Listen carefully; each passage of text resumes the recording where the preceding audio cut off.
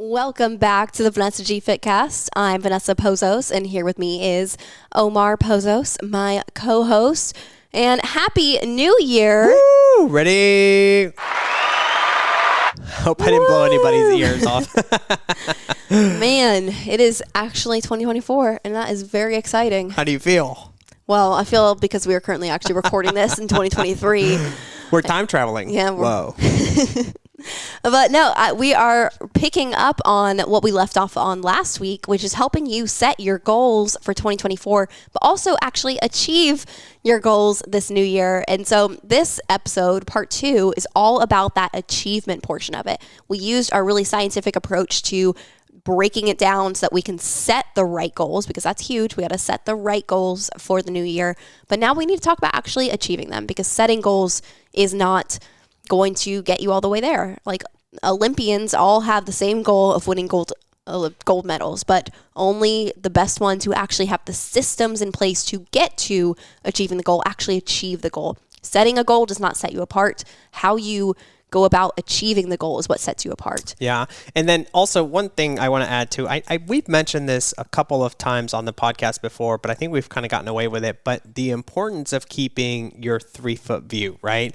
And this is a story that I've heard a long time ago, but essentially there was this Navy SEAL. They were in the middle of like boot camp and stuff like that, and they were scaling this wall. And long story short, the guy froze, and there were people above him, there were people underneath him, and he just couldn't move. And essentially, the guy that was closer to him was like, "Look, just focus on your 3-foot view. Like, just take a couple steps before, continue to take a couple steps. Don't look down, don't look up. Just keep looking at that 3-foot view." But it's such a good reminder too, for us as we're starting to dive into our goals, to be like, look, you're going to get overwhelmed. I know last episode we talked about 8 to 12 goals, different sections, different categories. You're like, oh my gosh, I don't even know where to start, right? But it's the fact of, 1, just getting started, and then 2, looking at your next 3 weeks, your next 3 days, your next 3 hours, because a lot of times we look too far into the future and we overwhelm ourselves. We're like, I'm never going to do that. I'm never going to climb that mountain. I'm never going to achieve those goals, right? Or we look too far into the past, and then you start to doubt yourself. You're like, well, I failed before. What's the difference in doing it this time? Or you start to second guess yourself, right? So as we start to dive into these things, or as you guys are starting into the new year with all this excitement, all of this new energy, I love it, and continue to do it, use it to your advantage, but don't get too carried away with the amount of work. Just stay on that 3-foot view. Absolutely. Love it. Well, so step number 6, because we are coming off of step number 5, where we have determined our 2 to 3 goals that we are focusing on first, our quarterly goals. Now, step number 6 is where we are essentially going to determine next steps and start to implement practices to track our progress daily and weekly. And so what we're going to use here within step number 6, and why this is getting its entire own episode, is because we're going to break this down into a few different tools that we can use and some steps within those tools. So the first big thing that we need to be putting into practice to achieve our goals is what is called the 3x3 goal achievement strategy. 3x3, essentially what that means is you should have, like we talked about, our 2 to 3 quarterly goals. So let's just assume that you have 3 for easy numbers here. So if you have 3 quarterly goals, now what you're going to look at is every week, we're going to have 3 weekly goals. And then within that, every day, we're going to have 3 daily goals. And essentially what we're doing is we're just breaking down our big goals into weekly and then daily steps to achieve those goals. So like, even imagine if you wanted to climb the Empire State Building. You're not just going to look at the Empire State Building and be like, okay, I'm going to jump to the top. Like, we have to go one little step at a time. And so that's what we're doing here is we're taking these big goals, we're breaking it down into one little step at a time. And the 3x3 goal achievement strategy, it helps you identify what the next step is for you. So each day you can take those daily actions to actually achieve them. And another question that I often get is, why 3? Like, why, what is this like obsession with the number 3? Why is it the 3x3? Why 3 quarterly goals? Why 3 weekly goals? Why 3 daily goals? Well, it actually breaks down into the Pareto principle. So the Pareto principle essentially states. In my mind, I was like, oh, the PP. I started to say like the pretzel principle. Oh, I like that too. I was struggling a little bit there. The Pareto principle says that 20% of our daily actions drive 80% of our results. And so say that one more time. 20% of our daily actions drive 80% of our daily results. Oh, interesting. Not necessarily daily results, of our results. So essentially, this is like so it's a principle because this was actually, it started within mathematics. I don't know all the backstory of it, but it's essentially found that like with anything, like even with like organizations, it's 80% of the output of what's happening is actually occurring from 20% of the input. Wow. So this also occurs a lot with companies where it's like 80% of profits come from 20% of products. Like there's like so many, this applies to so many different things, and it applies hugely to daily actions that people take. And so most people, it's been shown based on studies that most people have 15 things on their to-do list per day on average. 15, if we look at what is 20% of 15, it is 3. That means that of that list of 15 things that you're like, oh my God, I have so much to do today, and you have like 15 things on your to-do list and you're freaking out. The reality is, like, sure, you have all these things on your to-do list, but when we zoom out and we look at the greater picture of like the needles that you're trying to move in your life, the greater, more important things, it's really only 3 out of those 15 things that are actually going to move the needle. So through this practice, what we're doing is we're essentially taking that a look into your 15 things and figuring out what are the 3 most important things to move the needle on the things that are actually important to you in your life. And we know what's important to you in your life because we've already determined that by setting our 8 to 12 goals for the year. So we know what your focuses are. Now we need to get clear day to day on how to actually spend our time and how to focus our day to day energy. And now we see why this is actually the secret sauce to not just, writing a bunch of BS or whatever you want to call it and not achieving it. Like, this is how you actually get shit done. Exactly. So we like to refer to this as the big 3. So we have the weekly big 3 with the daily big 3. You've already determined your quarterly big 3 because you set 2 to 3, and quarterly big 3, even though it's called a big 3, I will again say, like I said in the previous episode, like 2 is fine. Like it's up to 3. It's not, it can be 1 quarterly. Like you do not need to have 3, and sometimes 3 can be too much for some people. So even though we say quarterly big 3, that might be quarterly big 1, it might be quarterly big 2 for some people. Now, within that, essentially what we need to do is figure out what is our weekly big 3. So we're starting broad and we're breaking down smaller and smaller. So when we look at our week, we want to determine every single week what our weekly big 3 is for that week. We're not like looking at the quarter and being, okay, let me figure out what my big 3 is for each week of the quarter looking ahead. No, we're just looking at 1 week at a time. We're saying this week, what are the 3 most important things I need to focus on to move the needle forward in my life? And in my life, meaning across all of those areas of our life that we talked about in the last episode, and determined by our 8 to 12 goals that span across all those different areas of our life. So when do we do this? Now, I really encourage everybody to have in place some form of a weekly planning process. There's a lot of different ways that you can do this, but it really is exactly what the name suggests. You should have some systemized process in place where you make a plan for your week every single week. I personally do this. I aim to do it every single Sunday. Depending on if we're traveling, it might end up being moved a little bit. But ideally, you want to get this done before Monday, because Monday is typically when you're jumping in and you're actually now doing the things. And a doing brain is very different from a planning brain. So we want to actually be making the planning process ahead of time when we're in that planning brain, because your planning brain is actually thinking really like you're about your future self more, where your doing self is more thinking about the immediacy. And it's like actually more of the, it's more of like that lizard brain comes in and you're like just fighting fires and you're not really thinking with your best foot forward. Yeah, and I mean, think about it. Monday morning, you probably have a lot going on. Kids are going around crazy, going to school. You've got stuff at work. Like, the last thing you're going to do is, let me take 20, 25 minutes to plan my week. Like, you just need to get stuff done, put fires out, like you were saying. So yeah, doing it Sunday helps tremendously. Yeah, absolutely. So within weekly planning, again, it can be a very simple thing where you're just doing something that works for you to plan out your week. But I am going to teach you, for those who are curious, what my personal weekly planning process looks like. This is what I like to teach to clients and different people who just want to move the needle in their life.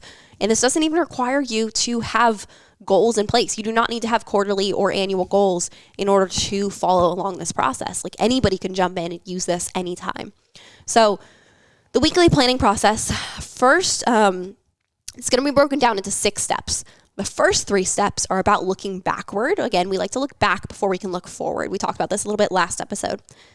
The second 3 steps are about looking ahead and actually making your plan for the week. So the first step, we want to look back on the previous week and look for some wins. Identify what were your biggest wins from that week.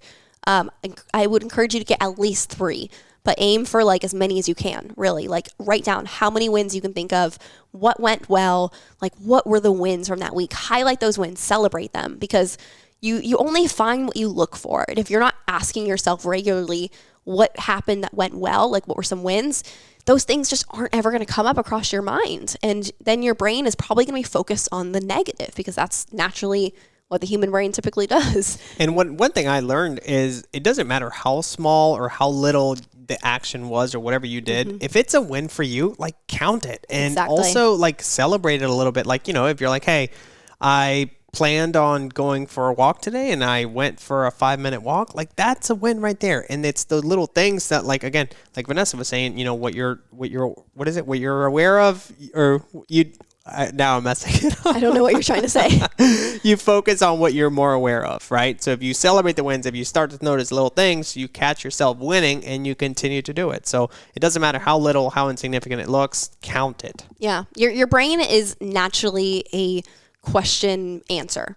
Essentially, like, that's what your brain is doing. Thoughts are really just answers to questions. So if you ask yourself better questions, you're going to get better answers. And so if you ask yourself more often, what is going well? Like, what are some wins from last week? Then your brain is going to naturally start to suggest those more, which is going to help you see them more. And when we see wins more, we start to win more. We start to take better actions. Wins fuel more wins. So that's why I feel like I need that DJ Khaled song. Like, all I do is win. Yeah, sure. Put that on in the background while you do this step.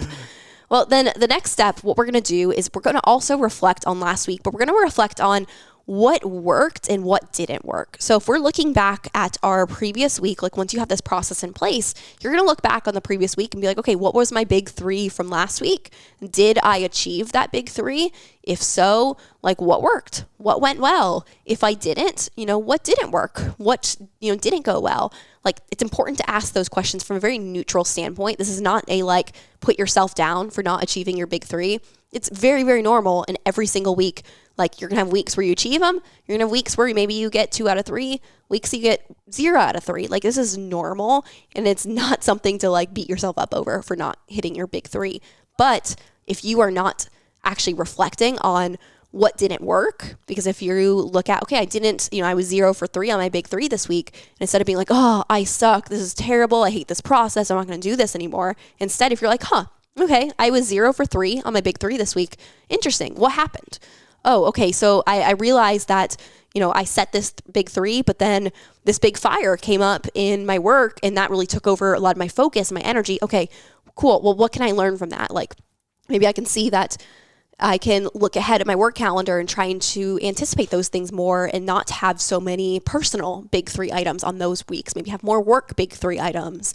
Like, you can start to pick up on different things to improve upon how you set your big 3 week over week in this step. Next step. So now what we're going to do is we're going to look at, from that previous week, what didn't get done. So even though, like, we looked at our big 3 before, you're also going to have your other to-do list day to day. You're going to have, you're probably still going to have that 15 list item as well. Like, continue to look at, okay, last week this was something I put on my list I didn't get to. That's because it didn't really matter last week, but this week now it's a big 3 item. Or maybe this week I need to just assign it to somebody else. Maybe this needs to be delegated. Maybe I don't even need to be doing this. Or maybe it needs to be eliminated completely. It actually wasn't important. I was going to say, yeah, like if it was something that you didn't even need to be doing that, either somebody else can do or it's just not something that you should be in charge of, then get that thing out. Move it out of the way. Yeah, it's a big, important process of like not just allowing your to-do list to get longer and longer and longer. I know I would do that myself, where it was just like week over week, my to-do list starts here, and then it just like suddenly is like Santa's list, just like incredibly long, like this huge scroll heading up. No, it should not look like that. And if your list is getting longer week over week, then you need to reevaluate. You need to figure out what needs to be eliminated, delegated, like what things are you doing because you think you have to do it, but you don't actually need to be doing it. You got to be honest with yourself through this process. So those are the first 3 steps. We're looking backward. Now we can actually look ahead, look forward, and really plan for our week. So the first step here, step number 4, but the first step of looking ahead is brain dump. I personally like to brain dump all the things that need to get done. And when I'm thinking about all the things that need to get done, like I have a running list in my notes app, so it's on my phone and my computer. I like just keep that running list of like big projects, different ideas, like random things. Then I have my calendar that I use. Like I'm a big Google Calendar person, so I have a lot of stuff in my calendar. Then within our company, we use Asana, and I also put a lot of personal things in there. So I'm checking my list in Asana. I'm looking at what other people have assigned me. Like I'm looking at all my list, and I'm just brain dumping. Like what are all the possible things that maybe I want or need to get done this week? Wait, so and I actually didn't even know this, but you start with your notes app, and that's like your master list, and then you break it down into your planner, your Asana, and work in your calendar, and you work your way from there. Yeah, exactly. Oh, I like that. That's because in my notes I have like essentially like a master project list, and it's just more of like big ideas or like things I'm like, this would be something I'd like to do. Not going to do it right now, but I'm putting it on the list. But because each week I'm checking that list, it might be like now 2 months later since I put it on the list, now it might be like, okay, you know what? Now's a good time to actually do this project that I was thinking about. Or maybe 2 months later and I'm like, that's not really something that needs to be done anymore, or I could delegate it to somebody else. And that's maybe an action item of like, hey, have so-and-so person do XYZ. I like that. That's a good idea. Because then too, as things are like, life is happening, you're like, I'm just going to put this in my notes app and then, digest it into your planners and into your weekly planning. Yeah, exactly. The idea is... You're so smart, babe. I know, obviously. No, the point is to get all these things out of our heads and onto these lists. Because if we're allowing these things to just sit in our head, then like we spend all this mental energy just trying to remember things. And that's where a lot of stress and anxiety can come from. But it also can become a lot of stress and anxiety when we have a lot of different lists going and we don't like know what's getting done when. This is when we're actually like getting things organized, is in this weekly planning process. So that's where step number 4 is like I'm using that essentially, or like step number 4 is I'm making that whole list, getting everything brain dumped out. Step number 5 is now I'm looking at my calendar for the week. So I'm looking, personally, I use Google Calendar. Like you might have like physical calendars. Like I know a lot of like families keep calendars in their fridge. Like look at different calendars that are relevant to you for that week, and so that you can look ahead and say, okay, here are the demands on my time for this week, because some weeks you're probably going to be overloaded and some weeks you're going to have a lot of free time, and that's going to help give you direction on what your big 3 is going to be for that week as well. You also might want to go ahead in this step and fill some other things in your planner. Like if you're like me, you like to schedule out your workouts in your calendar. You like to put in your personal time in your calendar, like schedule those things in. I really encourage it. So that's what you're going to do in step number 5. Now, finally, step number 6, you have that brain dump list of like all the possible things that you're like, okay, this I could work on this week. This is something that like I would like to get done this week. This is something that feels really urgent. Like, oh my God, this feels really important. Like all the things you list out. Now you're going to go through it and you're going to pull out what are the 3 most important things to get done this week. What are the 3 things that are actually going to move the needle forward? What are the 3 things that like, if nothing else happens, like I could have 100 things on this list, but if those 3 things get done and the other 97 don't, like I'm good. Like my life is moving forward and I'm happy. That's what we're looking for. And I think that's a big point to highlight is, the fact that there's no guilt around it, or there's no, putting yourself down, like you said, like you're happy, right? Because that happens to me. Actually, I'm kind of going through it now where, like we've been traveling a lot. I haven't had a time to sit down and do my, my planning or anything like that. So I've kind of just been winging it.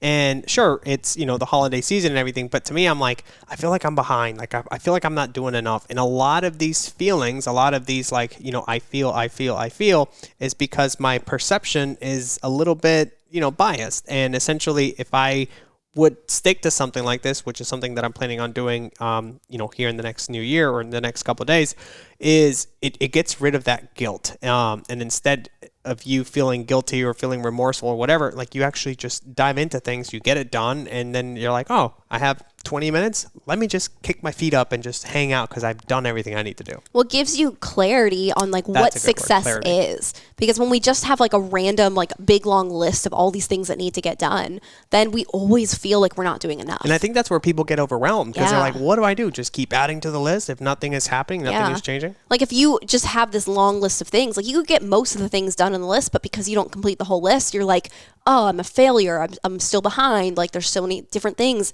But like through this process, through having your weekly big three, you get to the end of the week where you go to do your next weekly planning and you're like, there's still a lot of other things that would be nice to get done, but like I did my big three so I can celebrate myself. I know that I showed up for myself. I showed up for my goals. I am actually doing the things I set out to do. And like it gives you that measurement of what success is, and that's important. And clarity. Another thing I want to highlight too is the delegation part of things, right? Mm-hmm.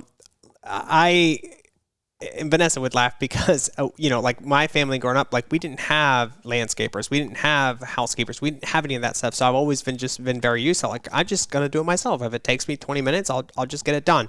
And especially this past year in 2023, I've started to figure out that, my time, my effort, my focus can be better spent somewhere else, whether for us, it's in our business or it's in our daily life and on a date night. And I've just really leaned into that. And it's not because I'm lazy or it's not because, we have money or anything like that. It's just more so because I've set my expectations to be like, if I can pay somebody $40, $50 to clean my house or do my lawn or whatever, and I get to spend having a breakfast with you, like that makes me happy. Or I get to, do something in the business that hopefully will make us better. That's what makes me happy. And people, I get it. Like, there's busy moms, there's entrepreneurs that are listening to us. And it's just valuing your own time, your own effort, and your own brain capacity, right? And if you can spend that in the things that bring you joy, then do it and delegate everything else. And don't be afraid to do it because it took me forever to understand that. And it wasn't until probably the last year that I've like really leaned into letting that stuff go. And it's made a big difference for me. So I know it can make a big difference for you guys as well. Yeah, absolutely. So to recap these 6 steps of what weekly planning looks like. Step number 1, identify your biggest wins from last week. Step number 2, reflect on what worked, what didn't work, and why. Step number 3, identify what didn't get done and what needs to be rescheduled or reassigned or eliminated. And step number 4, make a list of all upcoming to-dos. Step number 5, check your upcoming calendar availability. And step number 6, choose your big 3 for the week. And when you're selecting that weekly big 3, if you did do the full previous steps here in this process and you have your annual goals and your quarterly goals, those weekly big 3 largely should be guided by those bigger goals. Because again, we're just breaking everything down into smaller pieces. That does not mean that your weekly big 3 every single week is always related to your quarterly big 3. But you should be every week reminding yourself of what are my 2 to 3 goals I'm focused on this quarter and how are my big 3 for the week laddering up to those bigger goals, because you have to keep reminding yourself of why those things are a priority in your life. I do also recommend, like this is not technically in the weekly planning process because this is no longer like weekly planning, but I do recommend that you wrap up your weekly planning by then selecting what is going to be your daily big 3 for the next day, which should be Monday. So if you're looking ahead at your week, Monday, you need to decide now what are my big 3 for Monday. And that is called your daily big 3. So that's actually essentially what the next kind of step in this process. And now we have our weekly big 3. We've like broken our quarterly goals down into weekly goals. Now we're breaking our weekly goals into daily goals. So your daily big 3, this is like the serious secret sauce. Like I keep saying the secret sauce, but like this is like, we're how getting much sauce in it does now. this girl have? Like this, like we're getting in it. Like you could even realistically, you could even skip over the weekly planning process and still just do daily big threes and still see the needles moving forward in your life just by doing this step alone. So if you take nothing else away from this podcast or the previous part 1 to this podcast, like take this part away. Now, people. So the daily big three, this is where we're just like really eliminating overwhelm because we're getting clear every single day on what are the 3 most important things I need to get done for that specific day. So just like we've done in the previous steps, we need to ask ourselves, what is most important? What is most important today to get done? Like, is there anything that is urgent and important? Like, what is going to help me complete my big 3 for the week? Asking yourself those questions, get clear. Now, these should be 3 actions, not 3 projects. It's a common mistake I see people make. For example, if one of your weekly big 3 items is to complete a presentation for work, which might be a weekly big 3 item for you, it's not going to be a daily big 3 item, though, to be complete my presentation for work. Your daily big 3 item might be create 10 slides today for my presentation, or it might be work for 1 hour on my presentation.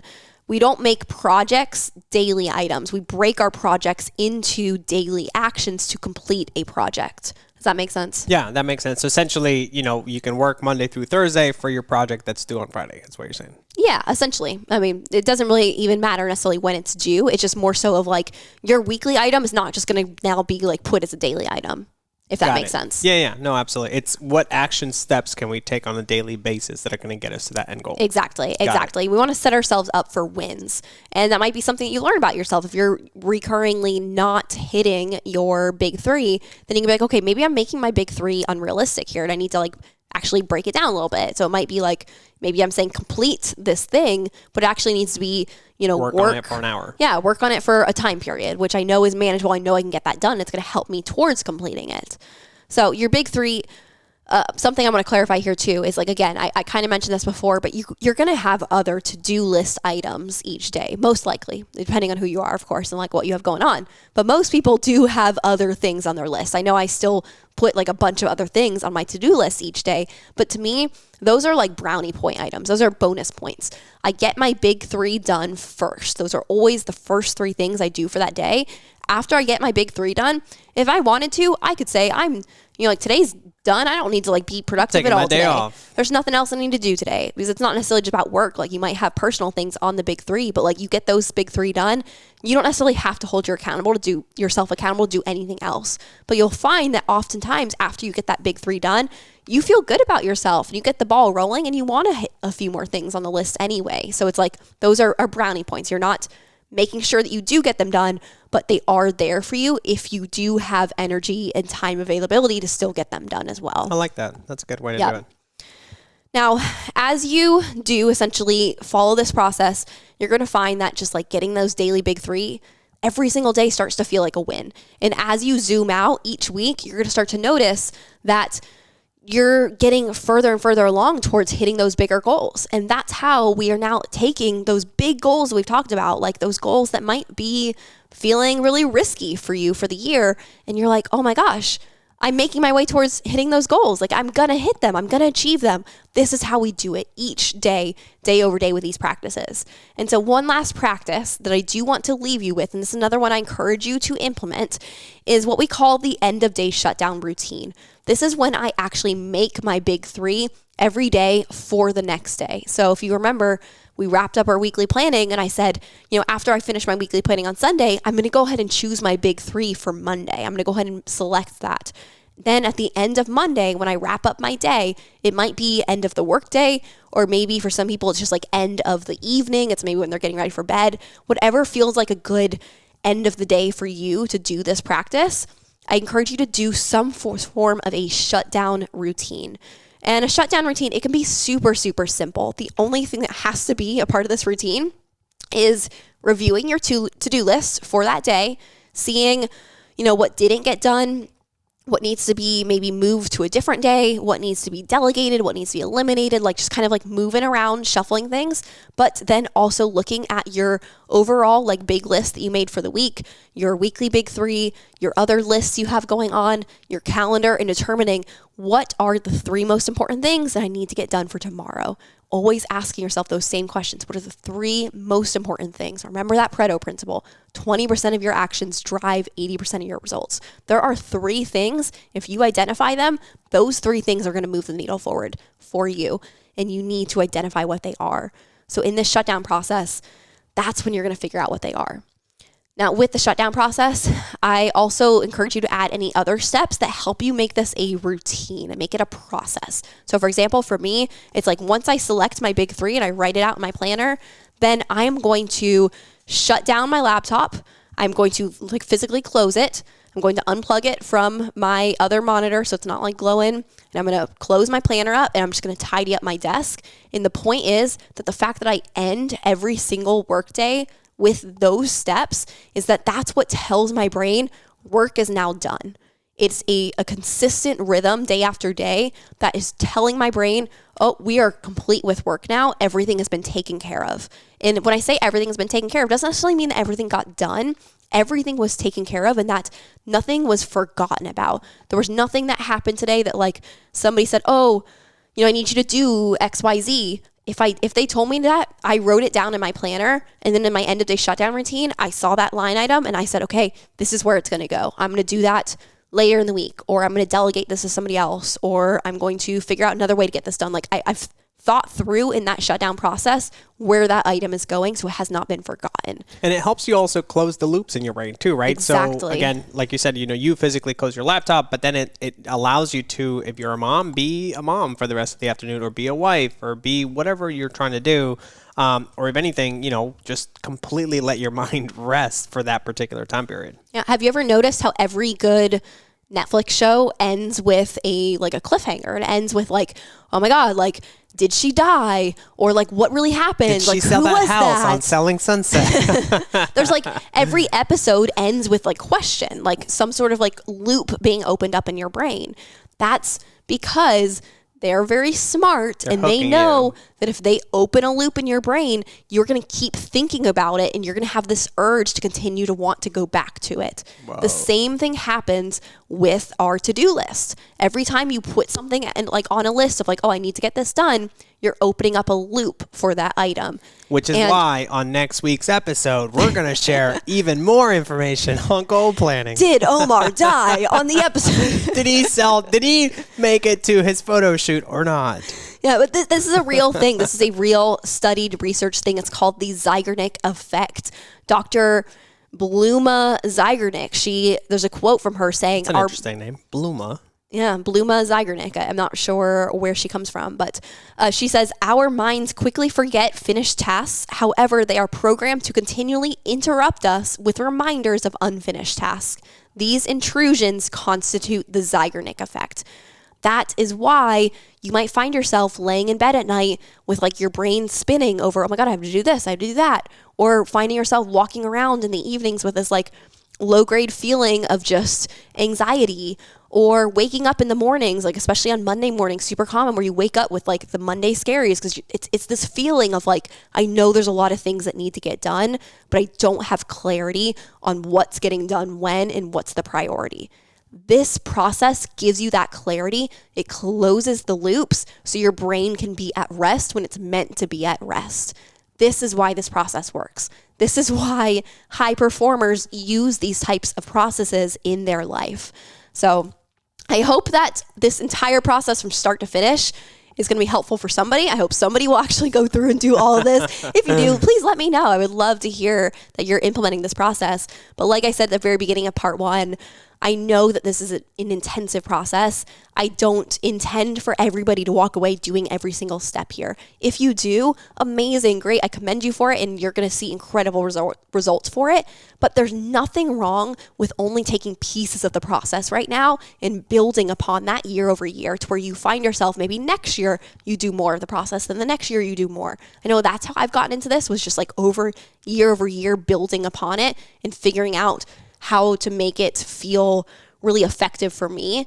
And I know there's a lot of individuality in this. That's why we help our clients with this stuff too. And we help them through the individuality of these steps as well. So. Will you, I'm going to put you on the spot a little bit here. Will you, as you start to do this for yourself for 2024, will you share some of this stuff on your social media, on your, maybe your story and stuff like that? Maybe like one goal or like a screenshot of how you're planning on laying stuff out. Is that something that you feel like? Yeah, I could maybe do that. All right, cool. I just wanted, because I know it's confusing to me. And if it's confusing to me, I know it's confusing to other people. So I want, for me, I'm a visual learner, so I want to see your process as well. And I think the audience can really learn from it. Yeah, absolutely. Awesome. Well, I hope that this all was helpful. If it was, please let us know. Send us a message, share it with a friend, leave a rating and review, like do something to give back here or pay it forward. We really, really appreciate it. That is what we are here for, is to provide as much free information as possible to help you achieve your goals. So,